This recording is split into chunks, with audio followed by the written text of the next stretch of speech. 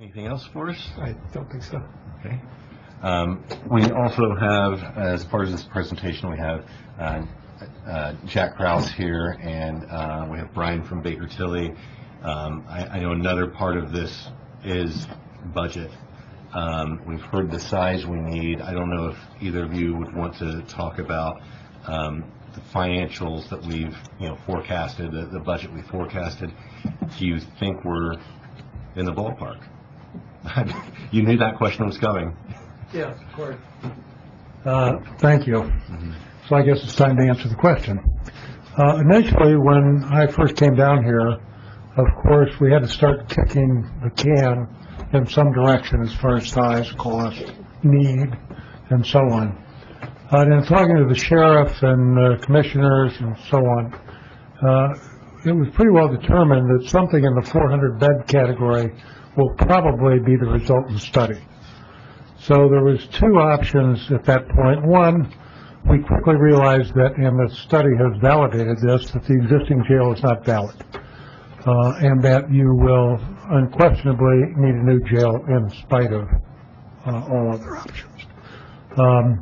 So then it was my job to take the 400 beds, not yet validated, because the study is now quite honestly validating to that to some degree, and try to project that a year from now to 8 months from now when it's actually bid, along with all the associated costs that go with it. Now keep in mind that we have construction costs, we have soft costs, we have staffing costs, operational costs, and my favorite, coverage of the bond sale. So all of those things have to be imputed in the potential cost when the time comes. To that end, I gave Baker Tilly the construction value at that time, which was several months back, of approximately $64 million for the construction. And to that, I added 30% for soft cost. Now, I will be the first one to admit that the 30 is slightly strong. It's more in probably the 27 or 28% range. But not knowing land costs and a few other odds and ends, probably more practical to take a stronger position on the soft cost. That put the overall cost at roughly $85 million. And that's what was given to Baker Tilly to impute the tax rates. Now, as time moves forward, that meant that I wanted a building that was somewhat in the 110,000 square foot category. This is 117, so once again, fairly close. This says 450 beds. I had 400. As the design moves forward, what's left of the study is not consequential as far as the size and the need. That's already been established in the study. The refinements in the study from here on are more or less statutory requirements of the 1263 bill that he's got to do and finalize the study. It shouldn't make any difference to the realization that you need a jail, and you need a jail in the 400 to 450 bed range. So, and of course, as the design moves along, there will be an ever-going re-estimate, recheck the square footage. You know, a jail is a funny thing. It's not like building a house. You can't decide, your wife can't decide whether you're getting Formica tops in the kitchen or granite. You're going to get Folger Adams locks or Brinks locks, and they're both extremely expensive. One's slightly more expensive than the other, but they're both very expensive. So the way you save money in a jail is its size for the most part. And that's the only way you're going to save any consequential money. So once you decide on the size is dictated by bed count, then the dynamics pretty well falls forward. Thank you. So how much are you you gave before, but I didn't catch a number what you're thinking now? Well, I've projected the cost of the jail out overall for something in the category of 8 to 12 months. In other words, I took current jail costs and inflated those forward, because today's cost doesn't mean anything as far as this situation. It means something when we bid it. Well, when will we bid it? Well, as Eric said, it'll be at least 6 months before we bid it. So any number of any jail that's built today is not valid, particularly with the inflation rates going on with jails, and quite honestly, most everything else right now. So the projection you gave a few months ago, you feel like that is still... It's still valid. Okay. Now, again, on the bed count, which drives the size, which drives the cost. So it's important for us as we move forward to control those things, because that's what will control the cost. What was that number? 85 million is 110,000 square feet, 400 beds. Originally, when we started this conversation, the jail was going to cost in the range of $40 million. Much like the conversation about 6 months ago, and now all of a sudden we're at $85 million. So, I don't ever remember. I'm not sure where. No, I don't remember 40 There's either, a but 40 to 50 million was a rumor last year that was rumored. That was, that's a true statement. And that's why we have experts here. So Well, that I'm we're just not saying, it relying on was a rumor. true, Yeah, there's a lot of talk, but well, so my question, is there a chance that we can vote on a lit tax tonight, the 0.15, and that not be enough? well, Then we're there's going to have to come back to the well. the most important thing for me, prudently for the council to do, is at the very least pass the 0.2, because that gives you the seed money for the future, pays the architects and so on and so forth. You don't have to borrow from one of Rick's other accounts and worry about reimbursing it. Now, as you move forward, let's say that the project goes from 86 to 88. Well, in a lot of instances, that's not a very consequential change. And all of us, including Baker Tilly, have done certain things to hedge a bit. For example, the net average bond rate, I'm sure that Baker Tilly at this point has used a number larger than it might ultimately be. And when you sell the bonds and the bond rate goes down, in essence what it's saying, you can buy more house with less payment. So there's variables. If it's too radical, something will have to give. There'll have to be more money injected in the system. So basically, what I hear you saying, maybe in a roundabout way, that maybe we should, so we don't have egg on our face, we should at least wait for the lit portion of this until we know what the actual lit would be.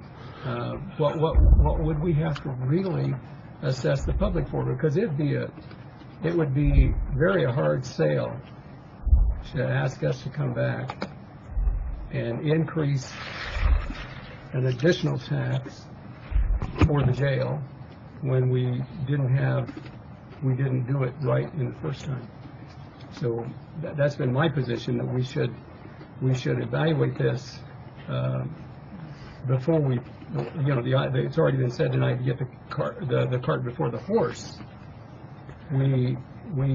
Which we probably do, because we have no idea what this is, where this is going to end up, except for what you're suggesting. It could be $90 million, because we don't know what the cost of the inflationary trends are going to be. The cost of construction. We've got the limited supply of electricians and plumbers and all of these people, and how long this project's going to have to wait, because I just did a project, or started a project, supposed to start June the 1st, and it took me from June the 1st until last week to land a plumber and an electrician that would bid the job.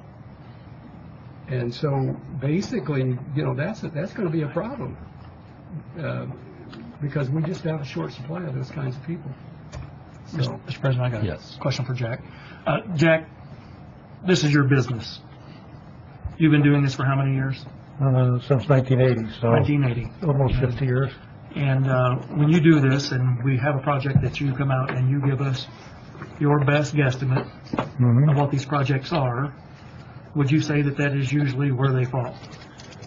Yes, it is usually where they fall. And I might add that as time moves forward and I get more and more conservative, I hedge my bet more and more, which means that they fall typically under and under and under, maybe to a fault, but far better that than fall over. Okay. And my next question is, in your expert opinion, if the longer we delay this, do we see construction costs going up? Oh, God, yes.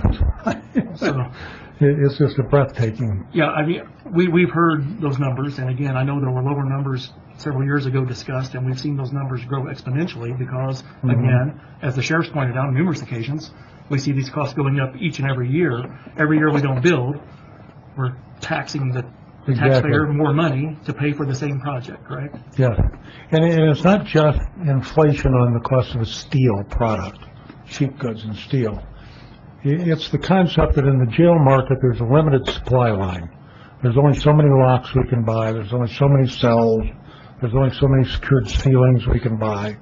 And all of those supply people, manufacturers, are in great demand right now. There's a lot of pressure brought to all of them because there's so much of this work going on. So as a result of that, they can command larger and larger amounts of money for the same product, aside from the national, whatever they're claiming it is today, of 5%. So we got more than just basic old inflation going here. We have the concept of the supply line being limited. Thank you. Jack, on the project you gave 80-something million, and that's the project, or that's the bill of the jail. What are we looking at? I know this can't include land that we buy. Is that correct? Now, here's the way I've approached it for the last 20 years, 30 years, whatever. We know statistically that when a jail is built and use a revenue bond, we know so much capitalized interest and all those little component parts that come together to make it $85 million. And one of those parts is 30%, which is a third of $63 million, goes towards architect's fees, capitalized interest, construction manager, land cost, FF&E for the sheriff, and on and on and on. Do you need to know the land cost now? No. But what I need to know is where are the various sites you're considering, what's a good square foot or acreage cost for those, and I simply put it in the budget. You will, however, have to define the land before the architect gets too far down the road, because he has to apply the building specifically to the property. Okay. So we're talking about building and not repurposing another building, much like Delaware County did. There been any kind of conversation about the potential of taking an existing building like Delaware County did and repurposing that building?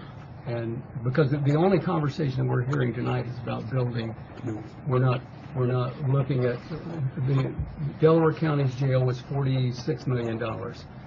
And they have basically a community justice center inside of that. So, you know, man, when you're talking about $86 to $90 million, and we could do it for 43 by repurposing a building that already exists, that has the square footage in the land, that would be a much wiser use of funds than just, you know, saying the only option is building.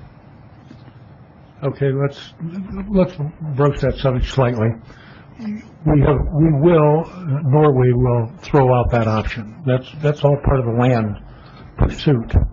But let's say we find several buildings. Let's say it's an old factory. There's certain criteria to make the building work. First of all, it's got to have enough height in it. It's got to be 22, 23 feet clear inside the building. If it doesn't do that, you can't stack the cells. So it doesn't work. We find a school much like Delaware did, okay? We're not going to repurpose the inside of that school for security purposes. Administratively, we might. So we're going to build a pod outside the school and use the school for sheriff's space, you know, courts, and so on. And that may still be an option if there's things like that exist. That's all part of that land effort. And if we do find it, and it works, it's advantageous. But you got to be careful when you start fooling with an older building. You save money on one side and you give up function on the other, because you have to keep adapting to the building as opposed to what you truly like to have functionally. Well, it seems to be working in Delaware County relatively well, and that's you know, that's all. At $46 million versus 86, I mean, I think it's worth exploring that option. Mm-hmm. All right. Is there anything else that you all would like to present as part of this presentation? If not, I'm going to move on to ordinance 2021-8A.